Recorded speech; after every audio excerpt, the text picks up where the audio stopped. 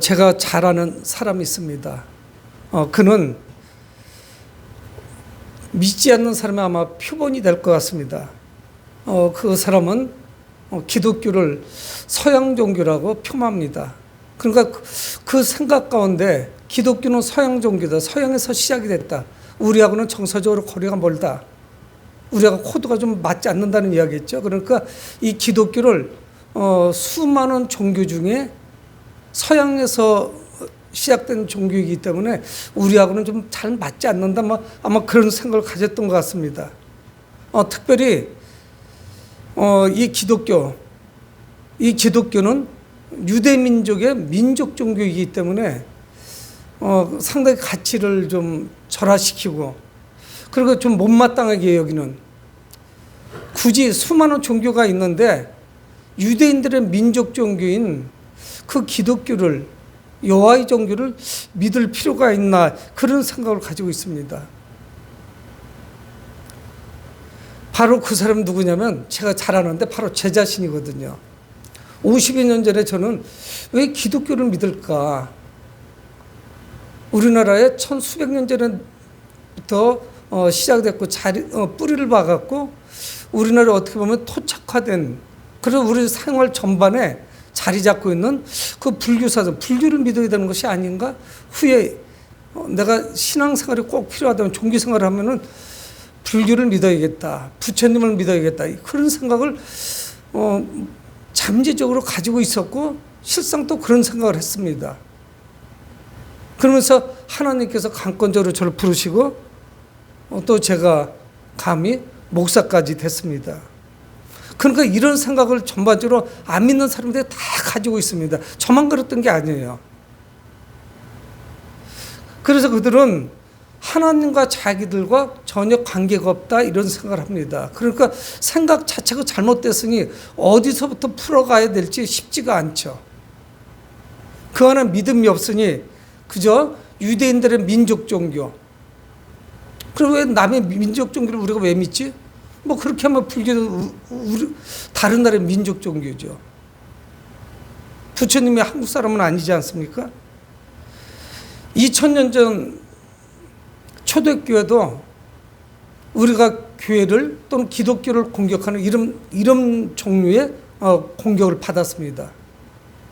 우리가 생각을 하고 있는 것, 그래서 제가 조금 전에 말씀드린 그런 생각들, 왜 하필이면 기독교를 믿는 거야? 많은 종교가 있는데. 그런 생각이 뭐가 되냐면 기독교를 공격하는 빌미가 됩니다. 그래서 기독교를 믿고 있는 친구들하고 다툼에서 절대적으로 밀리지 않아요. 그것이 신념임에도 불구하고 절대로 논리적으로 안 밀립니다. 그러니까 상대방이 질려가지고 지쳐가지고 대화를 안 하려고 하죠. 포기하죠. 계속 억지 소리를 부리니까. 근데 초대교회도 이 교리에 대해서 계속적인 공격을 받습니다. 왜 그러냐면 이게 힘들어요.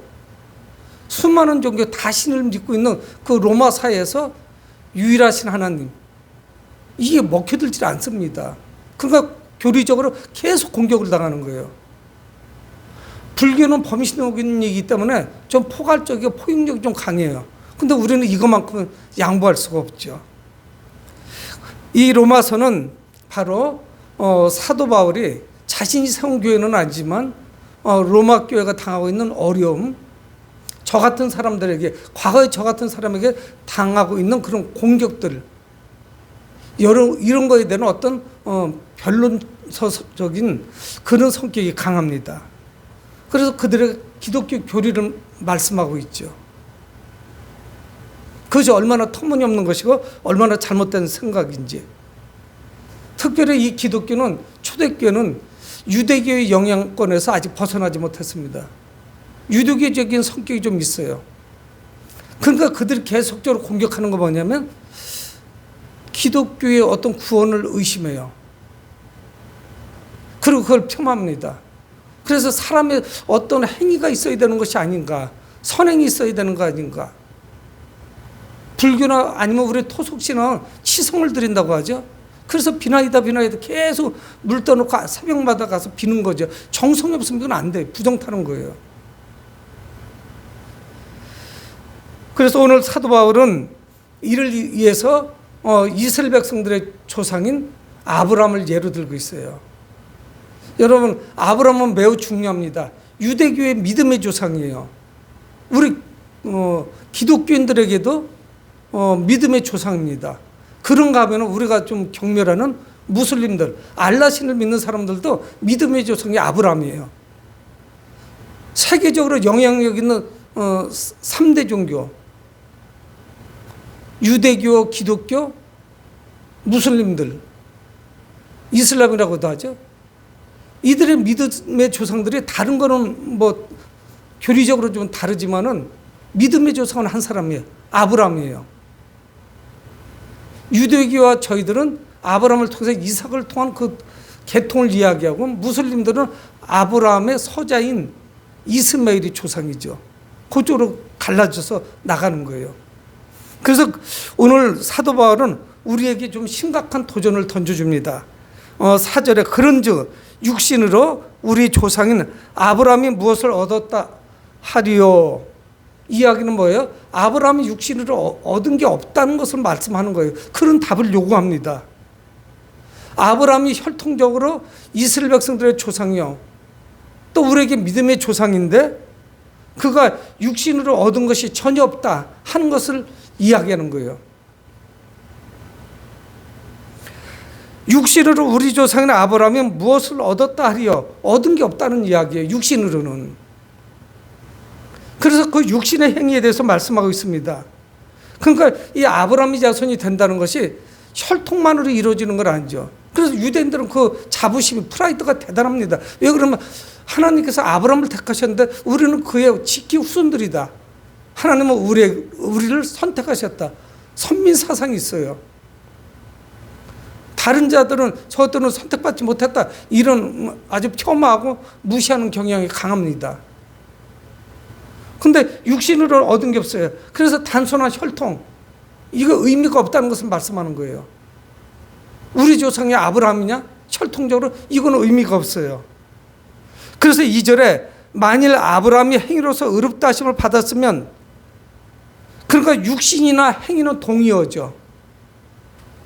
육신으로 우리가 무엇을 행했다던가 행동을 했다던가 선행을 했다던가, 그래서 우리가 이 선행을 마일리지를 쌓듯이 계속 무엇을 하나씩 쌓아가면 착한 사람이에요.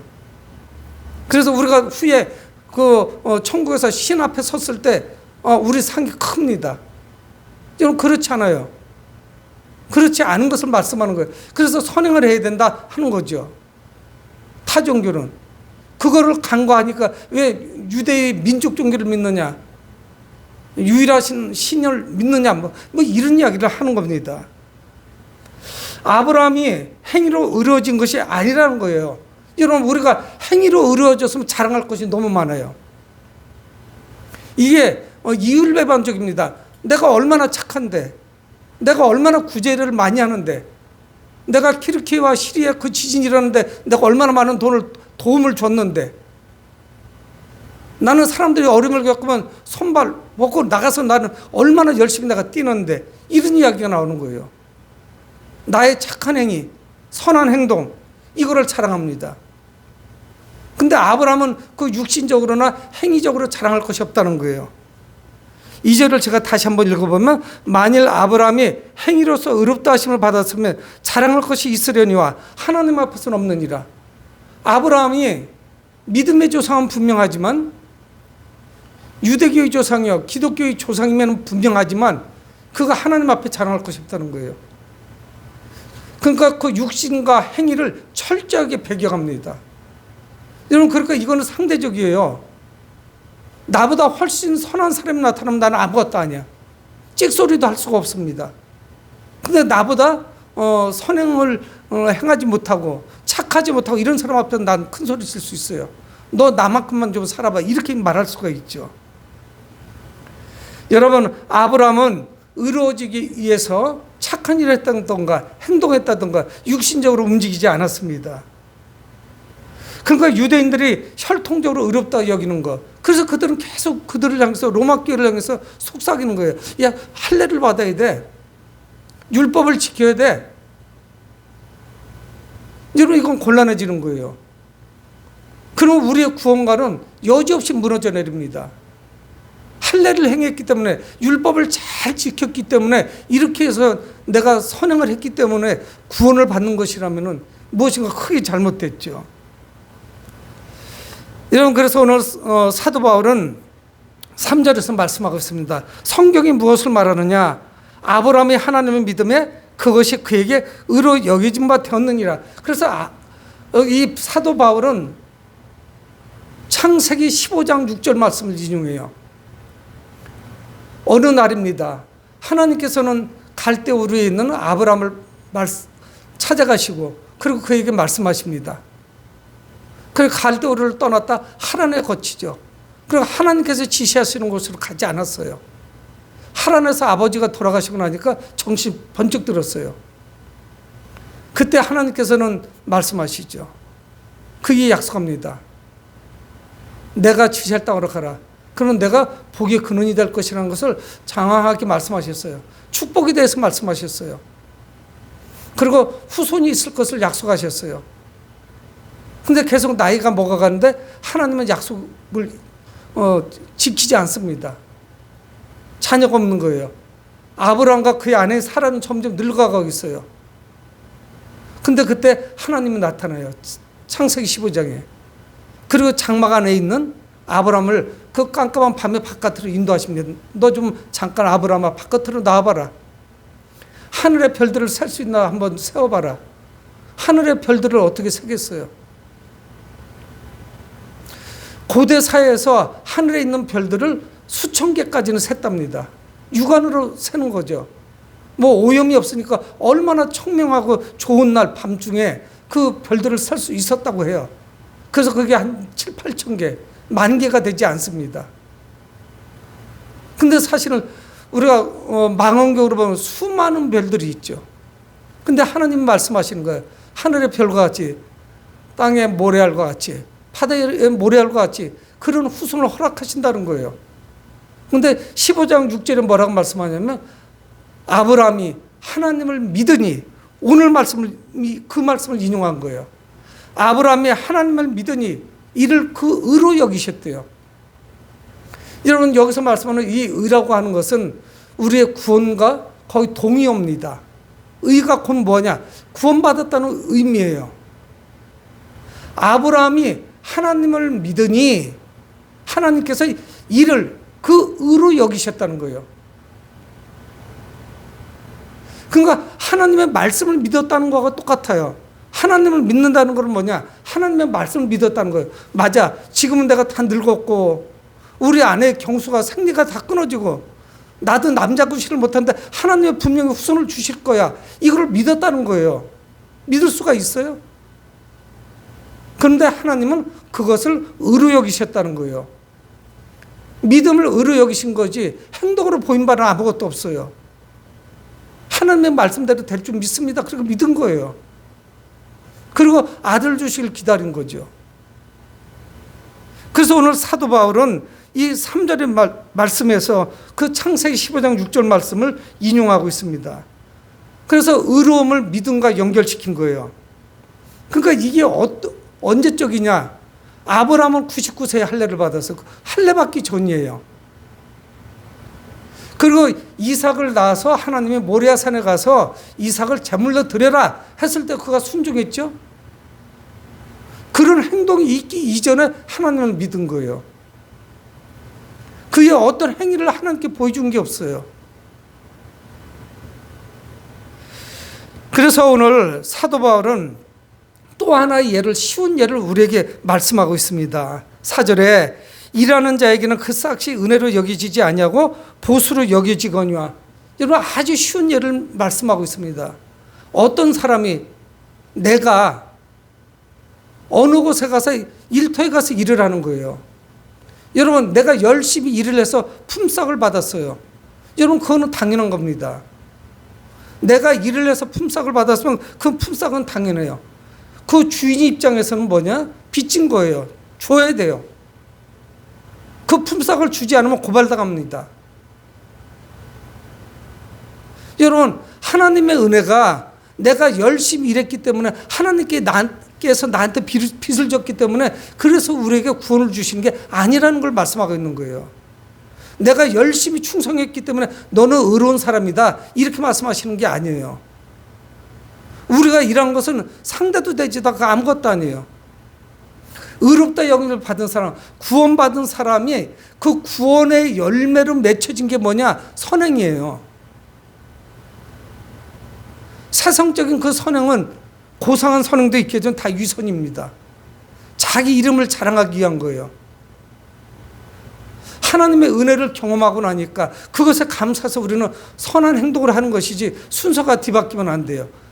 선행을 많이 해가지고 그래서 우리가 의로워지는 것이 아니라는 것을 말씀하고 있습니다. 그 싹이 은혜로 여겨지지 않죠. 보수예요. 당연해요. 품삯은 당연한 거 아니겠어요? 내가 땀 흘려 일했기 때문에 하루 일하고 일당을 받던가 한 달 일하고 월급을 받는 거죠. 안 주면 화가 나는 거예요. 안 주면 따지는 거예요. 주인에게 달라고 이야기하는 거예요. 노동청에 가서 고발하는 거예요. 그래서 받아내죠. 그거는 품삯이에요. 그거를 은혜라고 하지 않습니다. 은혜는 무엇이냐? 거저 주는 거예요. 내가 한 거는 터무니없는데 넘치도록 주시는 게 은혜예요. 그것이 뭐냐? 의라는 거예요. 그것이 구원이라는 거예요. 그러니까 거기다 자꾸 찔러넣게 하지 말라는 거예요. 할례를 받아야 된다. 율법을 지켜야 된다. 그거 가지고 되지는 않아요. 그거로 구원받으면 우리는 거리가 멀죠.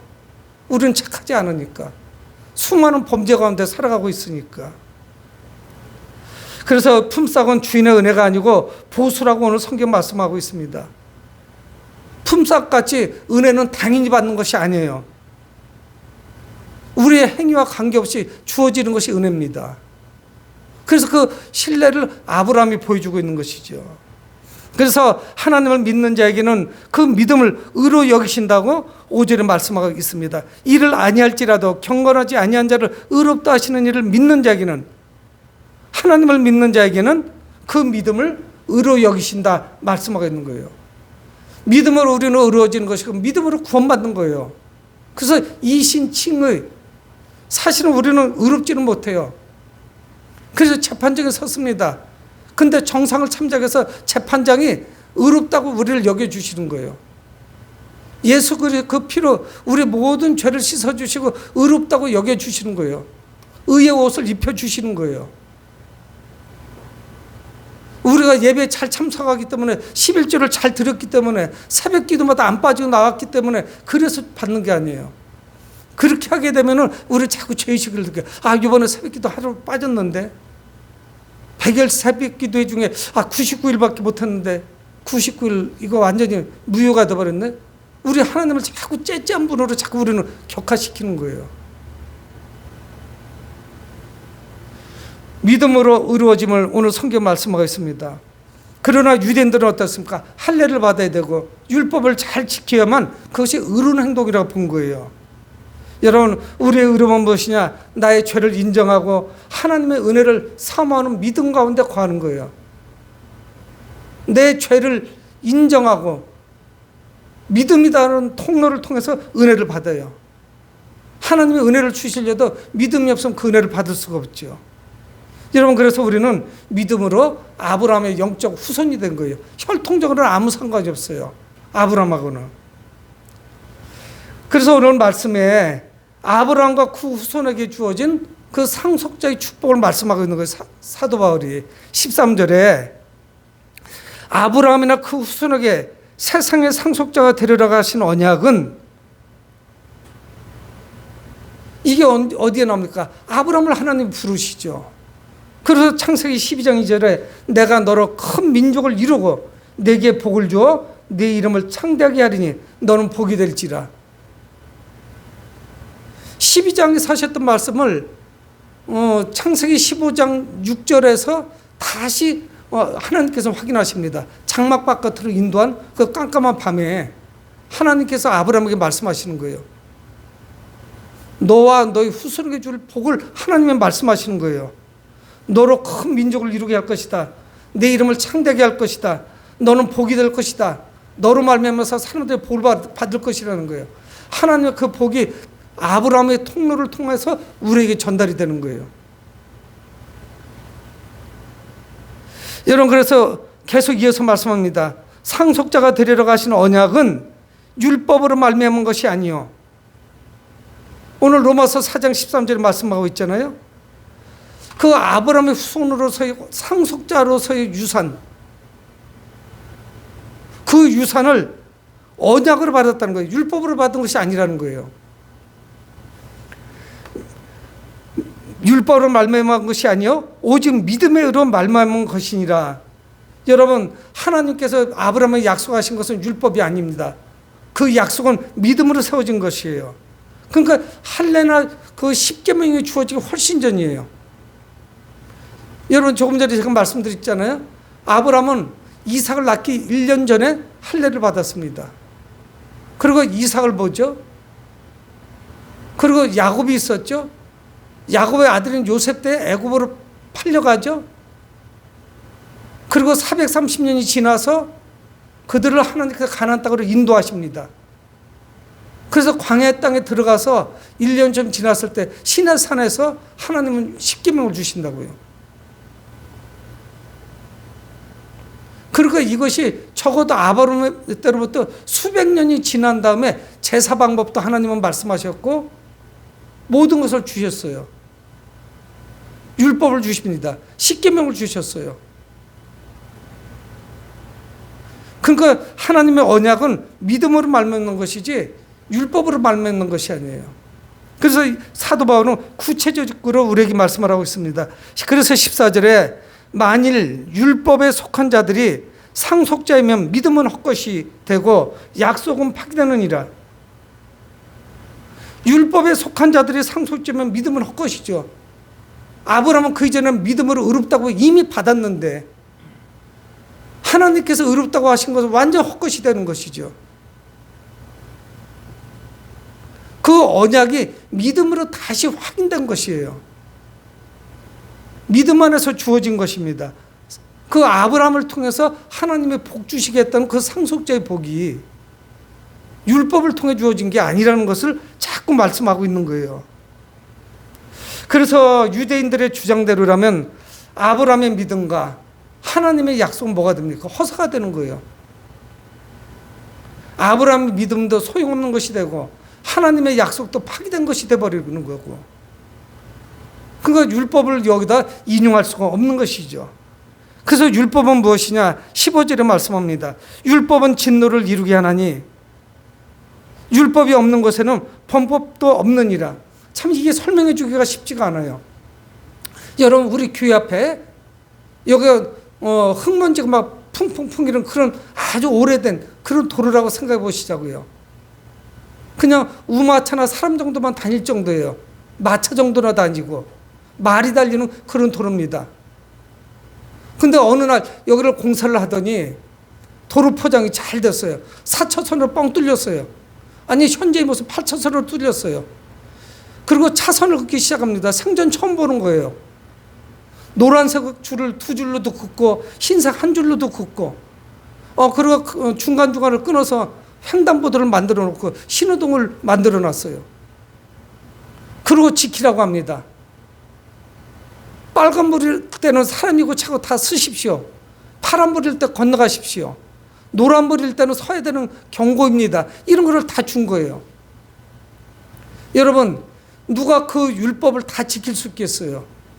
율법을 통해서 갑자기 신호등 없고 차가 없을 때 신호등이 또는 전멸등이든 아니면 빨간불이든 상관없이 충분히 안전이 확보된다고 느낄 때 살짝 건너가는 거, 뛰어서 건너가는 거, 여러분 그거밖에 할 수 있는 것이 더 있겠어요?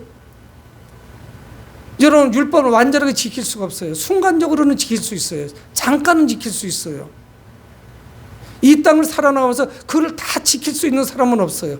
그러니까 여기다 도로를 만들고 차선을 그리고 그리고 교통법규가 있는 것은 우리의 안전을 위한 것은 분명히 필요한 거예요. 하지만 그 안전법규 때문에 또는 어떤 헌법 때문에 또는 법 조항 때문에 내가 그거를 범했을 때 내가 죄를 졌구나 하는 것을 깨달을 뿐이지 문제 해결은 안 돼요. 그래서 오늘 사도 바울이 그런 의미에서 15절에 율법은 진노를 이루게 하나니, 그래서 결국은 뭐야? 저쪽에 서 있던 경찰한테 무단횡단하다 걸린 거죠. 그래서 범칙금을 내는 거 아니겠어요? 근데 우리는 숱하게 죄를 범합니다. 그래서 결국은 뭐냐? 율법은 진노를 이루게 할 뿐이에요. 그래서 율법이 없으면 그게 뭐 죄도 아니고 무단횡단도 아니죠. 신호등도 없고 차선도 없고 아무것도 없어요. 그러면 아무데로나 막 건너다니면 돼요. 근데 그렇게 하면 되면 어떻게 되냐? 무법천지가 된단 말이에요. 그러니까 율법은 이 땅을 살아가면서 가장 기본적인 하나님 나라 백성으로서의 법조항을 주신 거예요, 하나님이. 여러분, 율법을 누가 지킬 수 있겠어요? 죄를 깨달을 뿐이죠. 죄를 범하고 나서 아차, 또 내가 죄를 범했구나. 그래서 죄의식만 생기죠. 죄가 계속 누적돼요. 여러분, 율법을 완벽하게 지킬 사람은 없습니다.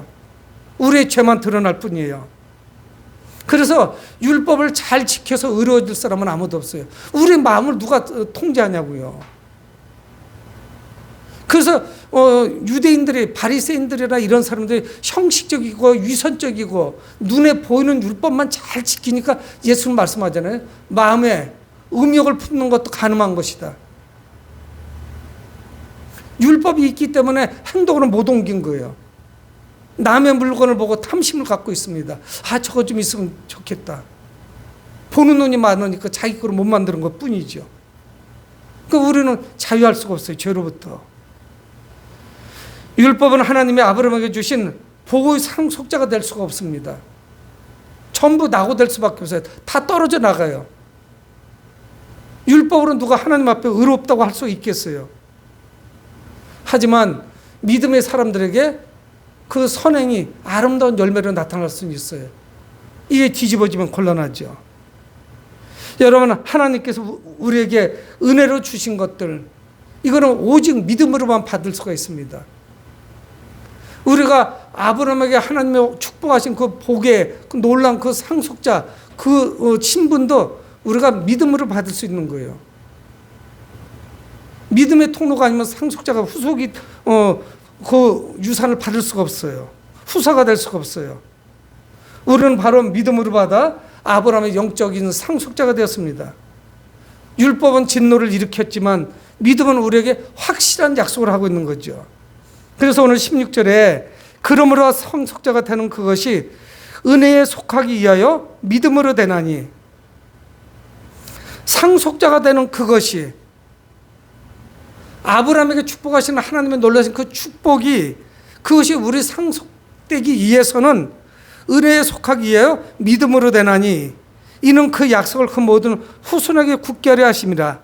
율법에 속한 자기뿐만 아니라 아브라함의 믿음에 속한 자기도 그러하니 아브라함은 우리 모든 사람의 조상이라. 여기서 뭐를 말씀해요? 율법에 속한 자뿐만이 아니라 아브라함의 믿음에 속한 자들, 이방인들, 우리 같은 사람들을 말씀하는 거죠. 그러니 제가 서두에 말씀드린 대로 제가 가지고 있었던 생각, 제가 가지고 있는 종교관, 왜 유대의 민족 종교를 우리가 믿을 이유가 무엇이 있느냐? 하나님 이 모든 것들이 얼마나 터무니없는 것임을 우리는 알 수가 있죠. 그것을 깨달을 수가 있어요. 우리는 종교가 아닙니다.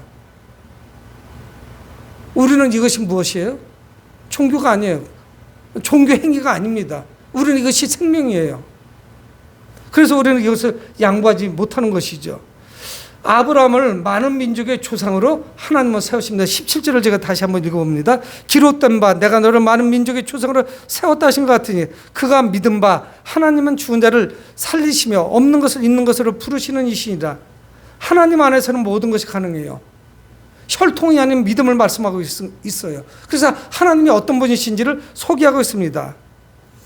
기록된 바 내가 너를 많은 민족의 조상으로 세웠다 하신 것 같으니 그가 믿은 바 하나님은 죽은 자를 살리시며 없는 것을 있게 하시는 분이죠.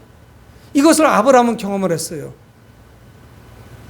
여러분, 그 아브라함이 행위를 한번 보여주죠. 정말 믿음의 행위였어요.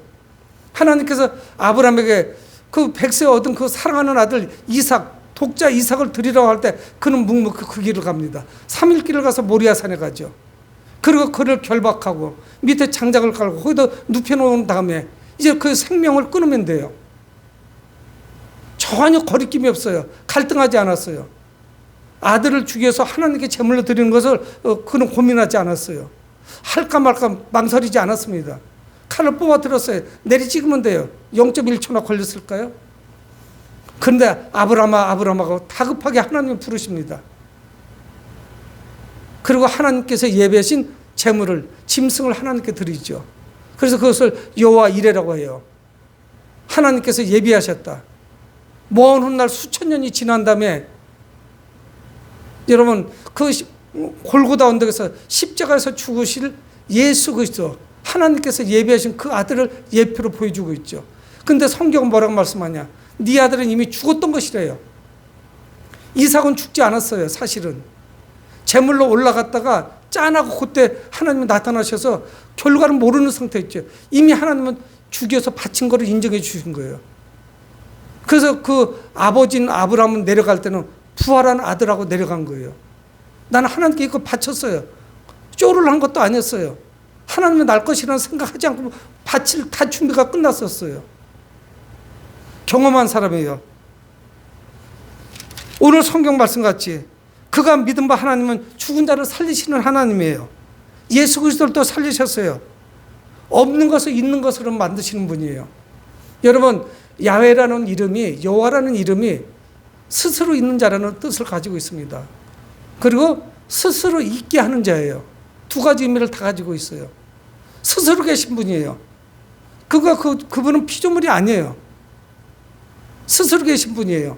우리는 다 피조물이죠. 누군가로부터 왔어요. 여기 있는 것이 다 피조물이에요. 누군가가 만들었어요. 하나님이 아담과 하와를 만들었으니까. 또 우리는 어머니 아버지가 계시죠. 모든 동물도 다 모든 게 마찬가지죠. 근데 하나님은 스스로 계신 분입니다. 그리고 스스로 있게 하시는 분이에요. 없는 것을 있게 만드시죠. 그분을 우리가 믿음으로 받아들일 때 의롭다 여기신다는 것을 오늘 성경은 우리에게 말씀하고 있습니다. 여러분, 우리는 아브라함의 복을 받은 자로서 이 복을 다른 사람들하고 나눠야 돼요. 하나님께서 은혜로 주신 복을 모든 이와 함께 누려야 되는 것입니다.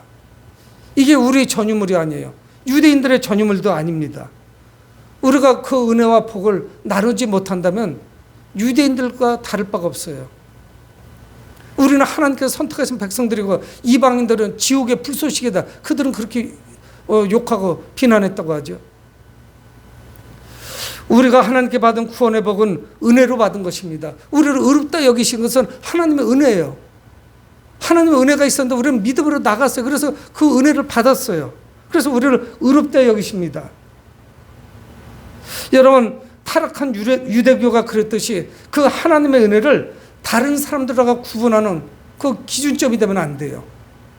그럼 우리는 비난하고 정죄하게 됩니다.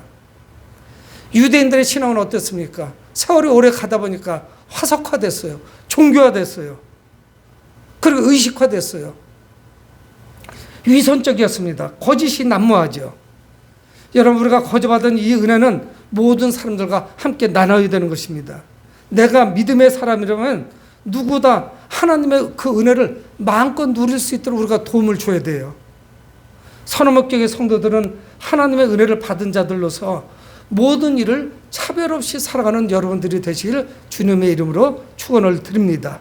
고마우신 아버지 하나님, 주의 은혜를 감사합니다.